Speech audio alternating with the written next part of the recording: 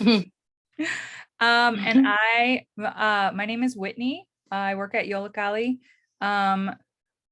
Nayeli and I are organizing the art market in the garden next month, almost this month. And we just thought maybe this would be a great, helpful session to figure out how to sell for the first time in a market. We enlisted Angie. Angie is a Yollocalli alumni, works now at the National Museum of Mexican Art, and is a veteran artist and vendor. So hopefully she can impart all her knowledge on you. And don't be shy if you have questions. It's real casual. It's not a formal situation. So yeah. Take it away, Angie. Oh, you can watch it on YouTube, Hanan. Don't forget to like and share though. Smash the like button. All right, let me set this up. There we go. Wow. Oh, I put it. God damn it! Off to a great start. I had it at the end. Just because I last left it there.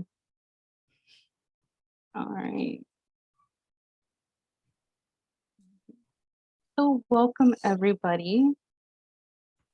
Welcome to your non-accredited college course of vending. All right. So pretty much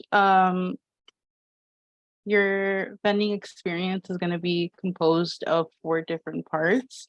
So this is going to be your work, a place where you're going to set up your work, your form of payments, and how you're going to market out about these events and about yourself. So it's going to feel a little overwhelming right now, but that's what the whole point of this is for. I want to give you guys the best chance of success, because trust me, when I first did it, all I had was a little corner, a box, paper, and like my items, and that's just how I started. And now I feel like I can see the progress going from learning experience. And I want to give you guys my wisdom for you guys. So let's go ahead and talk about your products. All right. So as you start to think about your artwork, whether it's being a print or even handcrafted sneakers or crocheted items, you kind of want to keep in mind of what your market is. So let's say if you are someone who wants to focus on the LGBTQIA, you might want to look into, okay, like the different flags, what they represent, other symbols, and keeping in mind those people who are both out and proud and those who are still not ready to come out yet. And then, you know, as you start like going deeper into like what you want to work at, you can start building a palette. This isn't necessarily like a hard like requirement. It just helps bring more professional like a look into your work, but also it helps you figure out what exactly you want to look into. So if you're someone who likes focusing on like the cottagecore aesthetic, or more of a grunge, then you might want to look into like, all right, so what do these things consist of? What's that color palette? And then that way you're going to start creating your more specialized market. You want to make your products in different formats and price points. So we can look here at our screen share. So Redbubble is a really good place to look at different designs and items. So I'm here looking at stickers. We're going to look at this beautiful Heartstopper design. It's a really good show. But you can already see, of course, there's an ad, different finishes and sizes, and even like going down can see that it's on other products like an iPhone case. But it's all different prices and different ranges. So having that sort of um, diversity is going to allow more accessibility for people to come and buy your stuff. And so with like talking about all like your stuff, you want to make sure to know your worth when pricing your products. Right? Just because you feel that like your artwork is not good enough doesn't mean you shouldn't be getting paid a decent amount for your work, because you did put your time and effort and your materials into this into these pieces. We want to make sure that you are getting your bread. And I think that's one of the things people have the hardest time with is pricing their work. Angie, do you use Redbubble as like to help you price your things? For the most part, yes. More for like bigger things, I think is more accurate. Typically, I actually would go on Etsy, kind of see what other people have. So like my focus is stickers and prints. So kind of seeing, okay, like if this person has like a 8.5 by 11 print, how much are they doing? How much material is going in? And then kind of just give a little buffer, considering Etsy does have a lot of fees, so they might be upcharging it. So maybe like subtract a couple dollars and see, okay. And Excuse then me. I assume then you But yeah, also make sure that you're still making profit on minus your supplies to get it made yeah, or printed or whatever. Okay. yeah, for sure. I try to make it so at least like if something is worth like $3, I'm making sure, 2/3 is going back to me to continue producing, because inflation's real and I'm I work a minimum wage job, guys. I need to save.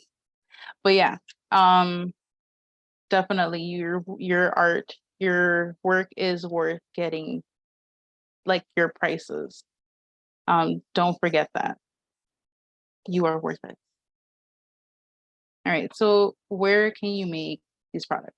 So like I said, I do focus on stickers more. So I am a little more knowledgeable in that sense. But for the most part, you can get like prints and other apparels through these same websites. So Sticker Mule can do your apparel, your mugs, keychains, and all that stuff. Um, Bow Grace is actually, I just found this out. They are like the middleman between other manufacturers. So again, like if you are someone who wants to do more like apparel, keychains, even like acrylic sandies, they're a really good place. Vistaprint again is also one of those things where they do both like stationary stuff, but also they do apparel and other things. They are just a little more on the pricier side, but they do have good quality. Alibaba is still a really good place. It's just you are talking directly with overseas manufacturers, so there's going to be a lot of time consuming and like more money that goes into it, but it's much better if like let's say you do find that product that everyone wants and you have to buy it in huge quantities, they're a really good resource to look out. Again, prints, you can really go anywhere, like your local library, Staples, any of those like office supply stores will be a really good place to get your prints. I think they even do like stickers and posters and stuff like that. But you can even just buying the appropriate paper. I recommend the HP brochure paper in a glossy finish. Um, just honestly, really anything HP. As much as I hate HP, I love their paper. Um, so yeah, just getting those supplies and just doing it at home with the ink that you have. given if your printer is merciful. But yeah, even just, again, going to your library, getting that material and getting a couple changed and, taking the time to just go in and print out your stuff. And then since you're talking But about yeah, products, yeah. since you're talking about products now, I'll also interject for Yollocalli. We love Sticker Mule, Sticker App. We've also used Sticker Robot. They're a little bit more expensive, but they have a unique feature that they'll print text on the back of the sticker. So we've used it in the past where sticker is sort of like, whatever kind of you stick it wherever, but the back kind of becomes the flyer, the keepsake for the event that we're having or something. Again, it's a little pricier, but it's a really unique feature that they do. And then for buttons, if anybody is interested in having buttons made, we really love Busy Beaver buttons. They're in Chicago. They're woman owned. They're so fast. You can you obviously use their website or you can email, and they're just so amazing, really helpful. You can get it shipped pretty quickly, or you can pick it up if you need orders really quick. But they are great. Can't recommend them enough. Sticker Mule does buttons also, but we love Busy Beaver, just FYI. Yeah, I think with Busy Beaver also, like, you're supporting more locally. But yeah, those are really good places. I might have to look into that myself too. All right, so let's move on to your setup. All right. All right. So I think this is a part where a lot of people tend to get more overwhelmed, but fear not, I'm here to help you. Um, so I think one of like the first and simplest steps is to look at in other vendors' setups. So Pinterest will be your best friend for your whole life. So like look it up, keyword artist alley setups or vendor setups. Like this one, I looked it up on Pinterest. I was like, I really love the colors. And kind of as you look at these photos, kind of pick out, all right, what do I like about this? Like, I kind of like that their note cards are on this sort of, wooden display case, or how like all of like the big art pieces are on this really tall display board, or even like the boxes that they have on the table, like those are really cute. So kind of looking at what they have. Some places are public spaces, so if you have the opportunity, go to the venue at least a week before, um, to sort of get a vibe of what this place is going to look like. Just because some places do have stairs. It's actually, some places are actually much smaller than you think. So that way you're aware of like, okay, maybe I won't be able to bring all the big stuff. And then when you are setting up your stuff, you want to focus exactly on what you want highlighted. So like if you're someone who, wants to focus on making earrings, bringing those to the forefront of your table or in an eye level that people can see it much easier and more gravitate to them. So we're gonna do sort of a little exercise. So this is Madre Masa. I actually vended with them back in April. So they are a Jewish Mexican bakery. Very delicious. It's the bomb. I never spent money so fast. But just want you guys to just shout out, like, what is it that we like about their setup, so we can keep in mind when we're making our own. I like the levels of display. Like some things are up high and some are down low in front. Yeah, I was about to say, everything's laid out. Yeah. I know we can't see it here because unfortunately my not talent is taking photos. Um, but they actually wrote the prices of their products on the parchment paper. Cute. Um, which I was like, that's smart. That saves a lot of space because what they want focused and highlighted is strictly their food. Is there anything else that we see? Any sort of palettes and I stuff? could read out the comments, but some people said the food and lighting, and then some people said like the aesthetic, like the fact that they use wooden boxes, just making the table look pretty, and the glass Yeah, box. yes. Okay, Um, wait, I have a major pet peeve that I love that they're not doing. I hate when people leave all of their personal stuff on the tables, like their water bottles and their cell phones and their garbage and their lunch. I really hate that. So I love that their table is so clean. uh, you know what? I've noticed that too, and I'm like, I see it. I see the water bottle. What are you eating? But yeah, their colors, their aesthetic, it's all very like brown and pink, very like rustic. Their sign also shows their food very enlarged. So you can go into detail, very like advertising, marketing, like magic. Um, but yeah, it's all very like unified. And like once you start seeing it, you're like, okay, now I kind of want to. I mean, I fell victim to it, so they're doing something right. All right. So like let's look at other vendors. So here on the top left, sorry, no, top right. I had to literally put my fingers on. On the top right, we have Tu Madre clothing. So again, right, their focus is on clothes, and they decided to put their pricing sort of like mercado vibes or like el güero vibes, where you can see the prices more clearly.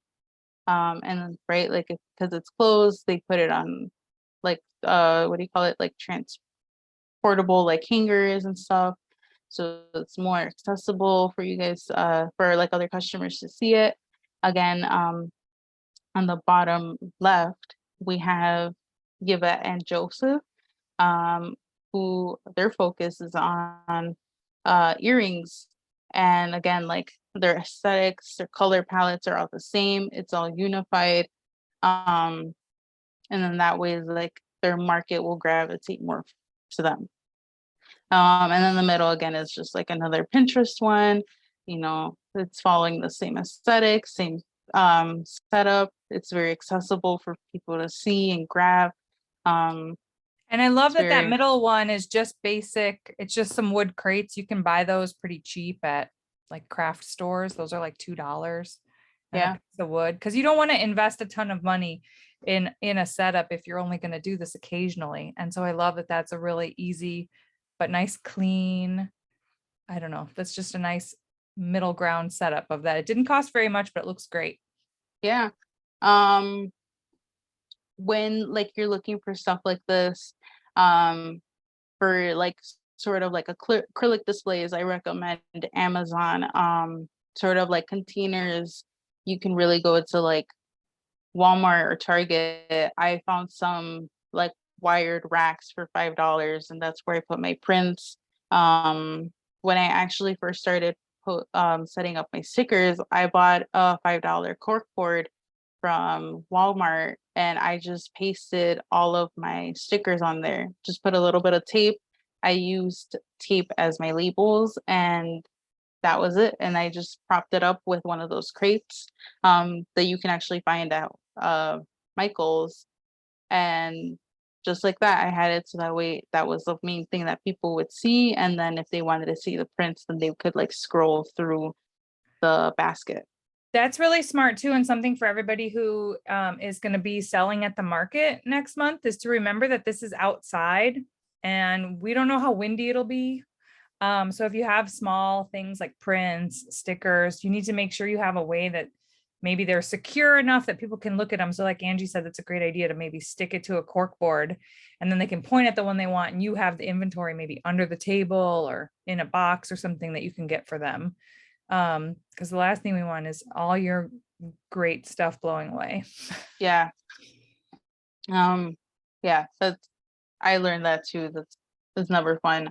So yeah, definitely making sure, or even like getting just like a file folder that people can like open up and just look through, kind of just having one out so they can point at it, be like, can I get this? Um that way it's also easier for you, making sure that all your inventory is not everywhere, and you have it all in one concise spot. All right. So let's go to your payments. Okay. So when you are charging people, you want to have options available.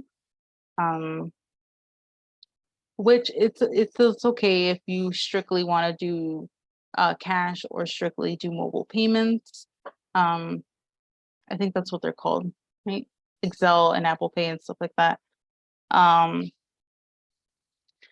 just remember that like each one of these like apps are different and will require different things from you.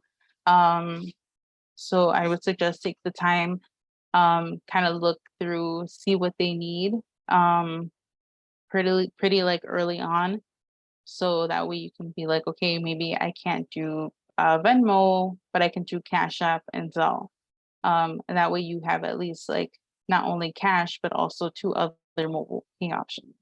Um, and if you do take cash, I would suggest that you have at least $30 to $40, at least 20 of them being singles and the rest 5 and 10s. Um, because depending on how much your products are, like if you have a lot of things that are like $2, $5, you're gonna be making a lot of change.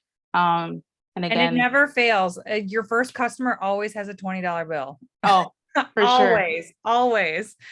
So definitely bring lots of small bills because that's always somebody will buy something for $1 with a 20. I mean, Uh, all the time.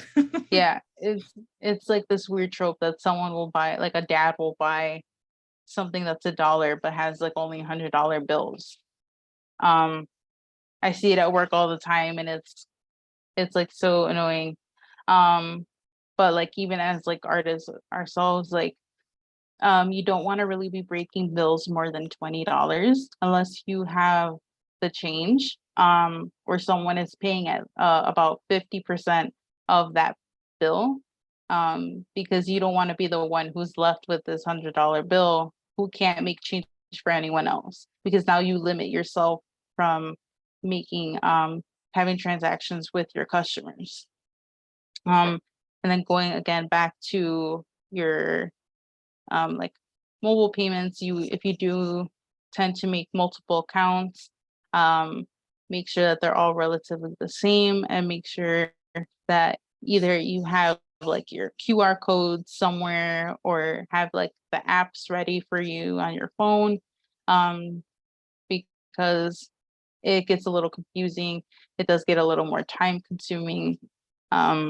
You want to make sure that the usernames are all relatively the same, because the last thing we need is someone to accidentally send $50 to someone else, but because you're missing one I or like a period. Right. Right. So we're gonna go into the final portion of our vending, which is the marketing. All right. So how to promote yourself. So my best thing is to the week of the event. Chances are a lot of the event curators will have like sort of like social media flyers, and they'll start posting it around. Don't forget to share it on your stories. Not just Instagram, but like Snapchat, TikTok. Twitter, whatever. I don't know if we're still using those things. Um, but yeah, definitely like spreading the news on all these platforms. And don't forget to tag other artists who are joining or that you might know. Um, because it's just a good practice. It's a good way for them to like notice who you are, but also to be like to showing like good team spirit. Um, and that way people know. And then again, ask ask your friends and your family to stop by and share the event with their socials. One of the big things I think we kind of overlook, but it's like one of the most valuable things about like being a small business and a vendor is to market to your friends and your family. They're like your biggest fans. Um, Trust me, I had a vending event where it was, of course, it was the first day of really nice weather after winter. Everyone was out doing their own thing. We had literally no traffic until one of my friends had invited all of her friends and family came, and it was amazing. It was her first time being a vendor, and she had this wonderful experience because she promoted herself to her friends and her family. Um, and honestly, you yourself are you're gonna be your number one promoter and marketer. Um, Uh, there's no to one. I was Oh, gonna go say ahead. to go back to your first point too of tagging other artists. I think that's a great practice also, and I think it extends to the event itself. It's always good to like introduce yourself to the other vendors. You never know, you all probably have so much in common being vendors and artists, and especially at the YOLO event being young.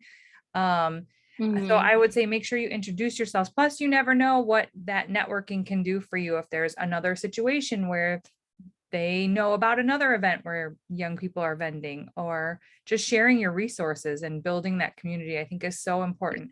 So that's a great point for myself, that the next time I post the YOLO vending, the YOLO art market, I will tag all the vendors on there. And so hopefully you guys can check each other out also. Yeah. There's definitely a lot of posts that like I've seen where it's like artist support, and it's to help promote other artists to grow, to get more exposure. Um, but yeah, you want to start building those relationships with other artists. All right. So let's talk more into your advertisement. I've It feels weird saying advertisement because we're so used to like billboards and commercials. That's for the big guys. That can be us soon. But for now, let's get you started with this. So business cards, you can really get them anywhere. You can again, just like your prints, you can make them at home. Just getting the right proper formatting, and having a printer that works, unlike this one right here. Don't get this one. Um,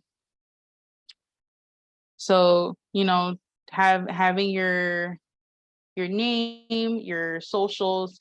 I would recommend that you do not put your personal email or your personal phone number. If you already have your own like art email, post that one, but we do want to keep like your personal information out, just for your safety. But again, even like decorating with like your artwork and different stuff. Um, Again, you need like inspiration, just go on Google Images, even like Pinterest, see how other people are designing theirs. Um, One thing I've done since like the beginning of my whole art career is I hoard business cards.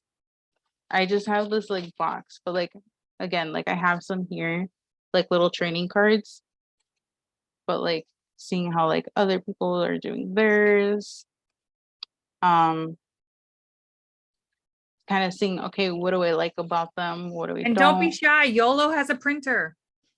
Yes, reach They out to do. us. We are here to help you. That's why we're doing the art market. So, I mean, don't come and print like 8 billion things, but you can come and print some business cards. Absolutely.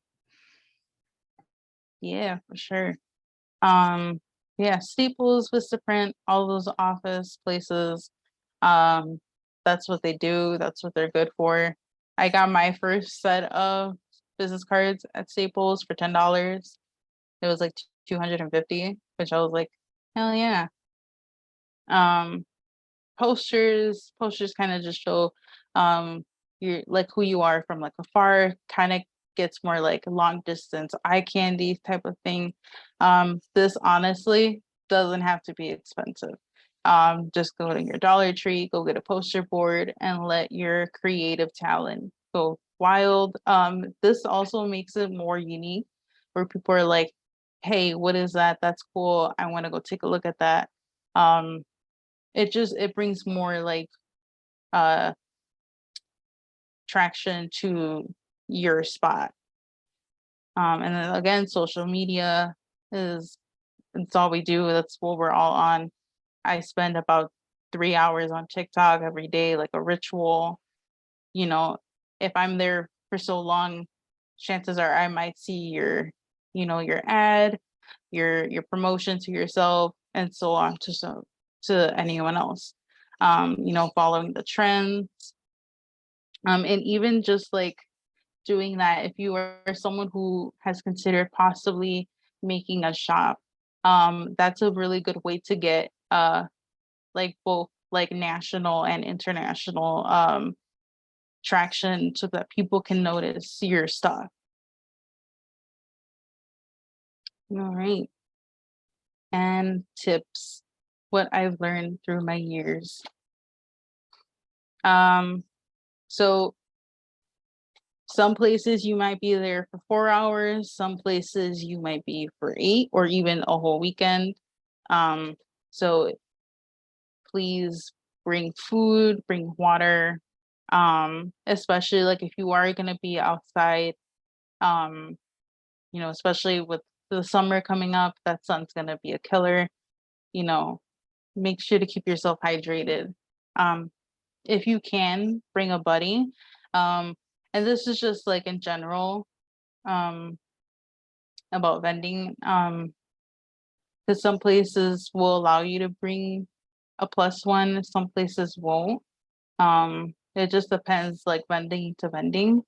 Um, but you want to have someone there, someone who is aware of what you're selling, what your price points are, kind of who you are as like the seller.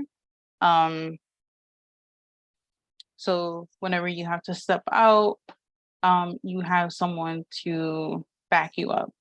And if you're vending at the YOLO event and you don't have a buddy, there'll be plenty of people from YOLO Kali who will be there who can stand at your booth if you need a bathroom break or whatever. So Mhm. we're there to help too. Don't be shy. Yes. Um, but yeah, like even in those cases or like cases where like you don't bring someone and you're not at the YOLO event, um, meeting another like vendor neighbor and networking, you guys can be like, hey, you know, if chances are I have to go to the bathroom or I'm really hungry, can you, take a look at my spot, or just like if someone comes by, kind of like get my attention. Um, you know, kind of building those relationships with your vendors are great. And then that way they also know like, hey, I really like having you around. When there's another vending event, would you like to do it together? Um, and then that way you can start having like your support group of vendors um to like help you out and for you to help them out. Um, then going into like the summer, dress appropriately for these events. Some places at times don't have AC or you're being put outside. Um, we don't need you overheating because that sucks. Um, I did a vending event where I was outside in the sun for at least like a good 6, 7 hours, and I had this really bad sunburn. It was not fun. Set yourself money to pay for your food and personal expenses. Um, we want to make sure that you're eating, but also like you want to go around, you want to see what else people have. You're going to want to buy things. If you are a little more responsible, you can dip it into your changing for vending. I would recommend you don't, because if you're like me who has no impulse control, separate it. And Cap yourself off. I love the notes app on your phone. Take notes of how much, I mean, she says this later, but taking notes of how much you came with, how much you left with, notes as you're thinking of things like, oh, I should have done this. Write it down because you will not remember. It will be a Oh whirlwind. yeah. Especially if we have lots of good foot traffic, if lots of people are sharing it, you will not remember, I promise. Mm-hmm. Write it down for next time, because your next vending event might not be till next summer or in 6 months, so it's always good to write it down, keep it all in the same spot, so what did we do good, what should I have done differently. Write it all down. Yeah. For sure. Like again, looking at what stuff was selling a lot, stuff wasn't selling a lot. What were people wishing that they had as a product? Or if you have to end up changing the prices, you see people picking something up and putting it down, and you think, oh, maybe I should knock $1 or $2 off. Note that, that, oh, I had to change the price of that from $5 to $4, and then it sold. Yeah. It's always really helpful. It goes back to the idea of like supply and demand. But yeah, so making sure you're, what you're starting with, both for your cash and for your inventory, so for next time, okay, these stickers I need to start placing orders for whatever and whatnot. I would strongly suggest to prep yourself 2 to 3 days before events. I know I've done this a lot. I'm just like, oh, just leave it for the last night. This is the stupidest thing I did, because I'm here, I'm panicking, my anxiety is going crazy, because not only are you looking to like fix everything up in like a way to store everything, but you're also like, okay, I need to have like scissors, tape, pricing. Like I wish I had it with me, but I have it somewhere else. But I literally have a small bag of my emergency vending kit. That's a great point. I was going to say too, we, in our cash box, we always bring in every event we go to masking tape and scissors and a marker, because you never know when you have to cross out that price or tape your tablecloth down or whatever. And then I've had it too, where I have set up my display on like, the kitchen counter and taken a picture of it, so that the day of the event, I get there, I'm not second guessing myself. I'm like, this is going here because that's what I liked. I took a picture of it. I know this goes over here and this will go over here. And then you're not stressing on the day of. Yeah, oh, for sure. But yeah, having an emergency kit with you is key. If anything, you could just forget this whole presentation. Just if you, as long as you have that emergency kit, you are good to go. What else do you have in it? Tape, scissors, what else? What else? Tape, scissors. I tend to have sheets of paper in there. Yeah, I always have Post-its. Post-its. Yeah, Post-its. I and like Band-Aids, because oh yeah, I'm my dad, I Band-Aid. guess. I had different, like, again, different markers. I had masking tape. I think at some point I even had like one of those plastic tape, not tape, table covers. Mm. In case like I didn't have like a, what do you call it? Like a fabric to put over the table, or like it gets stained, and stuff like that. That's kind of pretty much what I have. Hair ties. I always forget them. Like if you're someone who constantly is like, man, I keep forgetting my hair ties, I keep forgetting my deodorant, put that in there. Just put it in. You're gonna forget, especially like you're gonna be like, oh my God, it's my first time. Do yourself the favor and it's better to be over what do you call it? Like over Over secure than like prepared. over Yeah. prepared. Um but yeah, you do want to do it at least 2 to 3 days. So in case like let's say you're like, oh man, like I actually don't have like tape, I don't have another box or like something to put my um product in, what do we do? So that way you can make those quick trips to your local Walmart, Target, like Michael's and stuff. That way you strictly make that last day your last minute touches, you're finalizing stuff.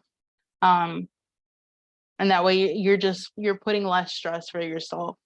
You're gonna set yourself more for success. And kind of like the big thing is it is absolutely okay if you make a little or even break even.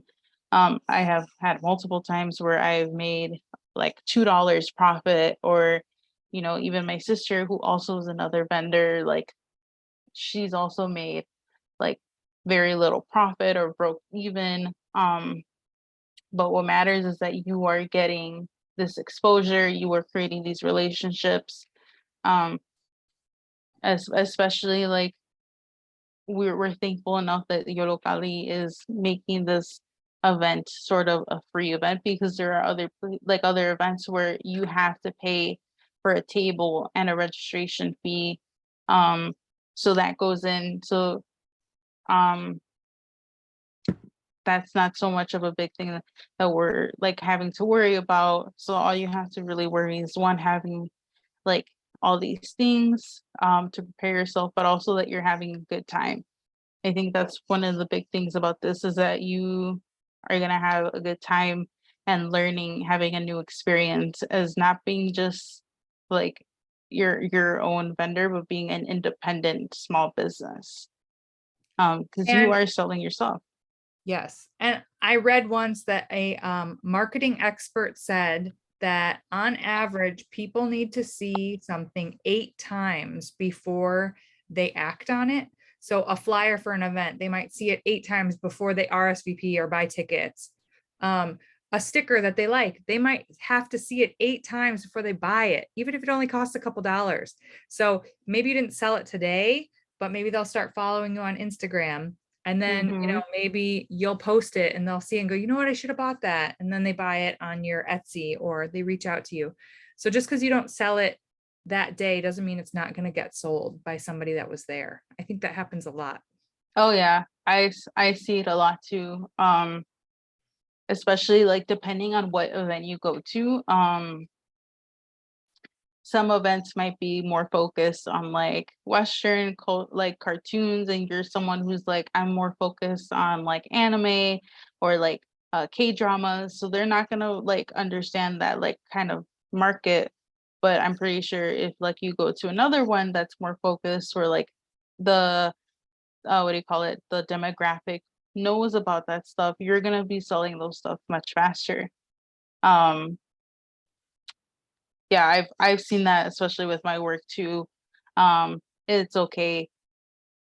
Like what's cool is that you actually are doing this.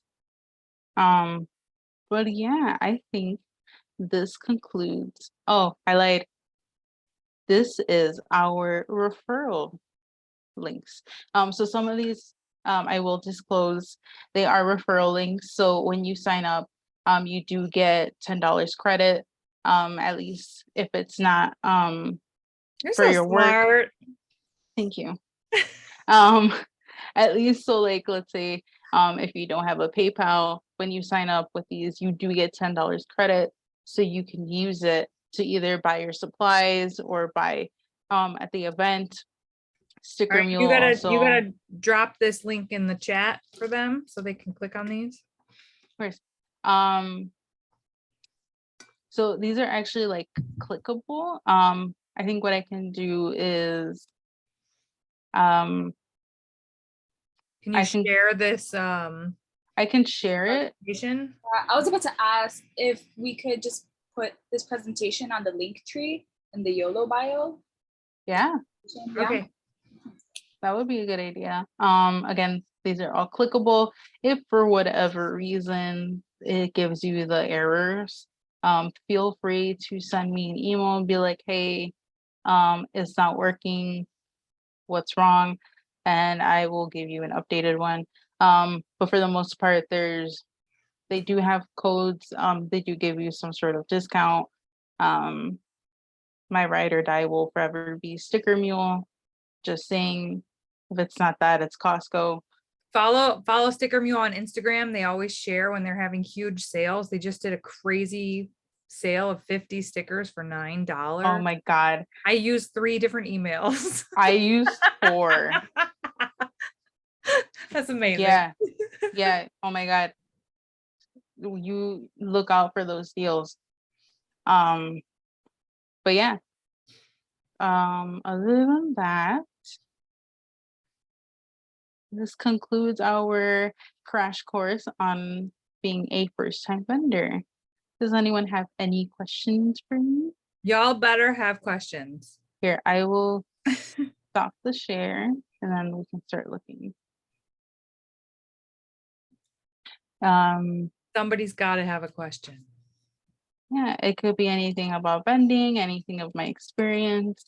Even if you guys want to see my cat, you might not want Yes. to. He's a Cat. cutie pie. Look how there's 2 cat pictures on here. I don't even like cats. I want to see that cat. Will there ever be? Oh, Yeah, I think we'll try and maybe have one in the fall. perhaps. ooh. Because we normally have Chill Set, our big teen night at the museum in the fall, but we're moving that to the middle of summer. And I get antsy when I don't have something to do. So I feel like we might plan one for fall and then maybe keep it going every year, do a spring fall, because we got to do it outside. The garden is so pretty, but I don't want it to be too hot. I'm already afraid I'm gonna be really sweaty when y'all meet me Oh, next month. dude, I'm like excited.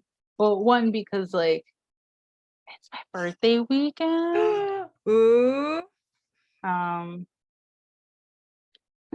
but yeah, oh my God, I hate the summer.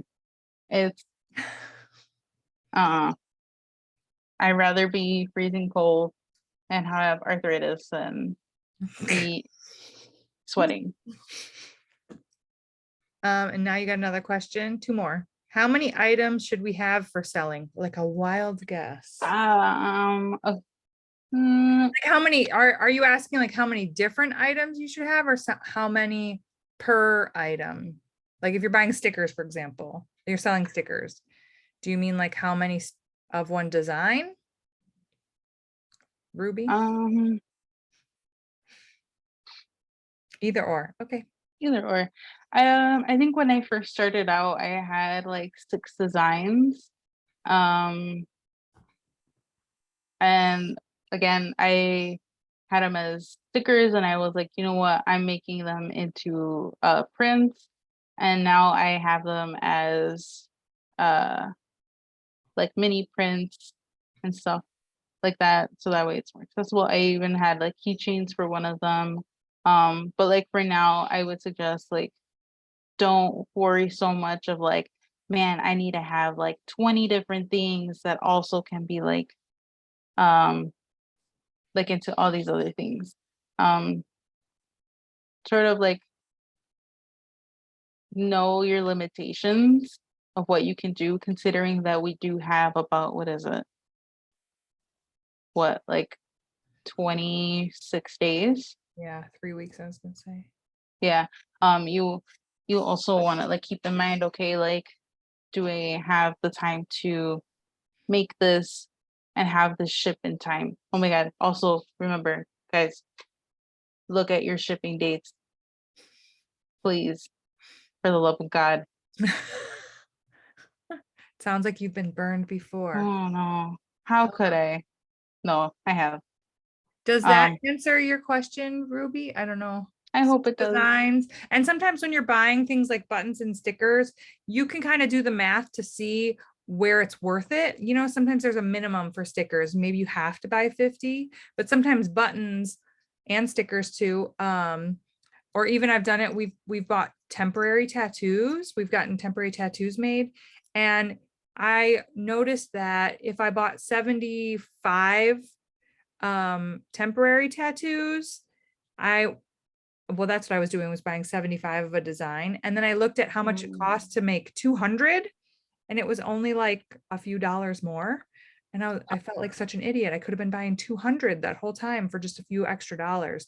So I think that can kind of help define how many of each design or each thing that you buy too, is looking at how much it costs. Because sometimes even just bumping it up a few extra really drops the price, or it's worth it to just spend a few dollars more to double your order. So just kind of looking at how much things cost when you add them to your cart kind of thing.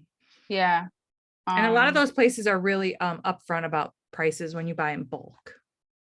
Yeah. They know that everybody is like reselling. Let's see, where can we find other vending events if we are if you haven't followed YOLO already, follow them, because it's like we already are getting this like news about having a fall, so that's another opportunity to look into. I would suggest following Pilsen Community Arts House, any other like community arts center that you live nearby, or you like going to a lot, looking at other like events such as I would say look at street fairs street. too. Yeah, I there you think go. that those are really, because they're local, they're like hyper local, you know, if they're happening in your neighborhood, chances are you're gonna like relate to the consumer. And they tend to be cheaper than some of the big fests that are geared towards art selling and like craft fairs. Some of those can be very expensive to apply for. Yeah. Or if you follow someone that you like, sometimes they'll post, hey, I'm going to be here, here, here, and here. And to just have those things on your radar. Oh, oh my goodness, we have a special guest. Oh This is my my gosh, son. His name is Arthur. Arthur, Archer. Archie. so cute. Go. I totally used him for clout. I- He's a good boy. But yeah, looking at other stuff. I don't know what other places. I say definitely if there's someone bigger that you follow, they might post lots of fests. And then if you start Yeah. going to those places, you'll see, you know, people will have flyers like, oh, I'm going to be at this fest next. And maybe it's too late for you to apply this year, but you know, there's always another. Oh yeah, for sure. Definitely That's like where, keep and in that's mind. where this building of community can be really helpful too. Yeah. Like I hopefully, fingers crossed, in August I'll be in the Echo Compulsion Fest. Mm. So they are also a big thing. They are again from Pilsen Community Arts House. But like again, keep in mind that with all those other events, they might ask for a $50 registration fee and a $50 table fee. Like I know for Echo and Pilsen, it's like a $50 entrance fee, but then a $200 table fee. So definitely keep in mind. But a lot of times with places like that, you can share the spot with other artists, so you can split those costs. Okay. How do Taxes. taxes? Um, This is like taxes. the one where we turn the camera off to answer it. It's not Next public question. I'm knowledge. kidding. Um, I guess if we're talking about like taxes in terms of like our sales tax, I tend to not do taxes. Because taxes means I have to do more math and I suck at it. So I just keep things, $3. Is that all you want? All right, $3. Thank you. Come again. But I know like Some of if the you, bigger fests will request that you have your tax forms ready and available in case Yeah. people are going to ask you for them. I don't think that's never happened to me. it's a mm, Mm, uh.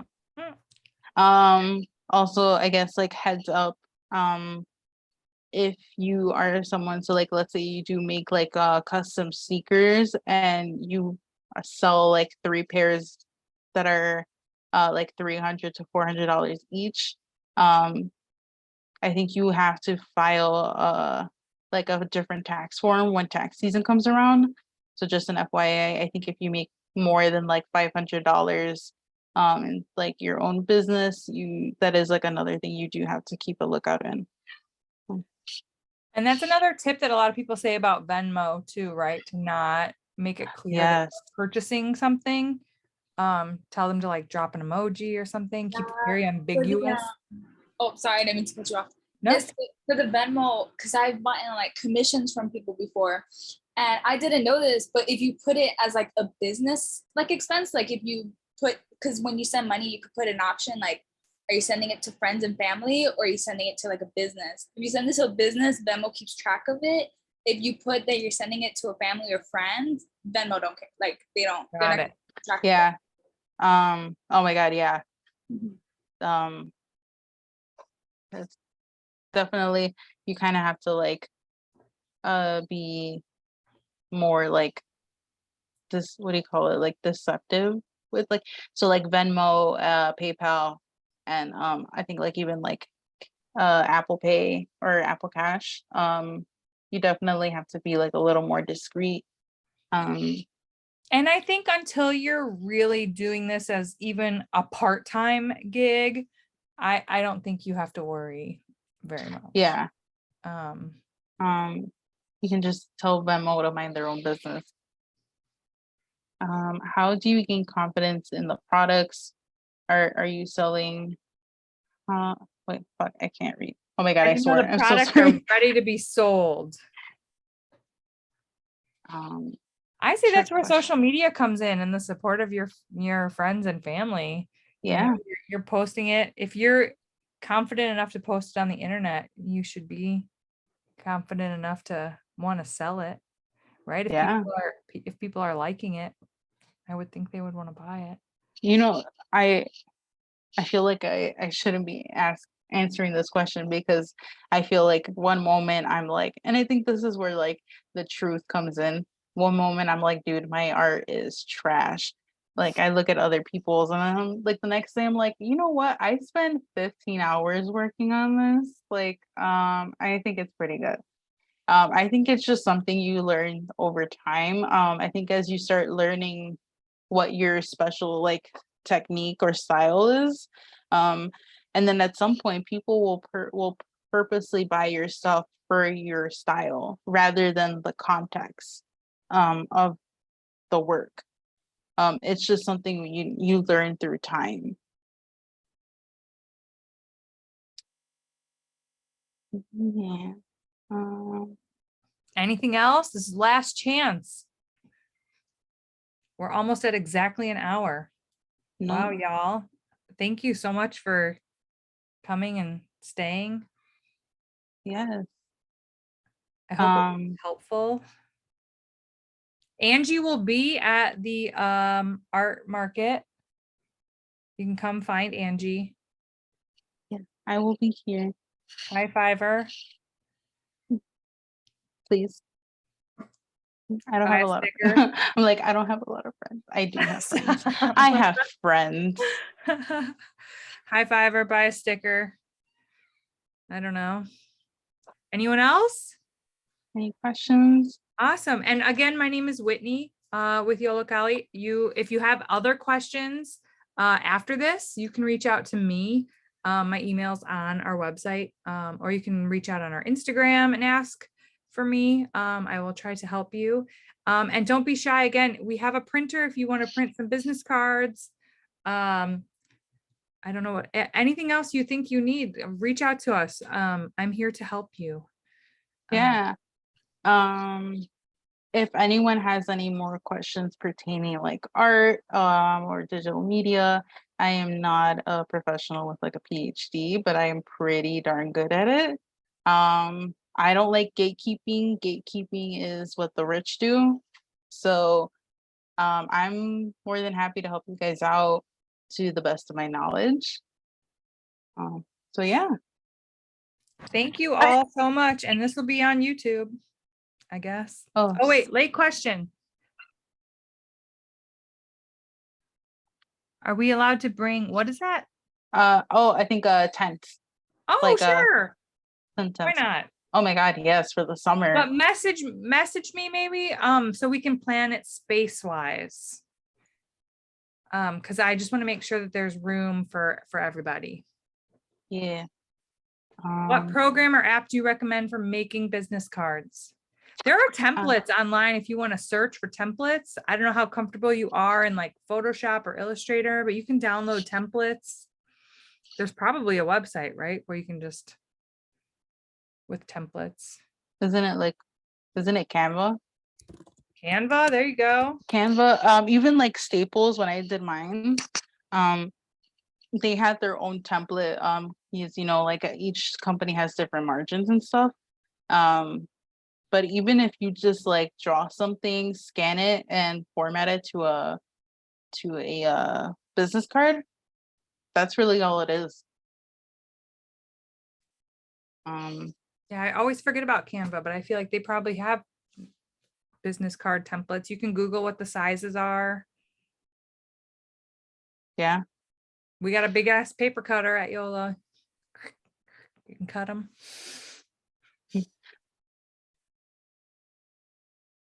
Oh, Awesome. Thank you, everybody. And thank you awesome. so much, Angie. You're amazing. Yeah, no problem. I had so much fun. I'm really glad that you guys all came out on this wonderfully warm Yes. evening. You're happy to be inside. All right, I'm Oh going to God, yeah. stop recording.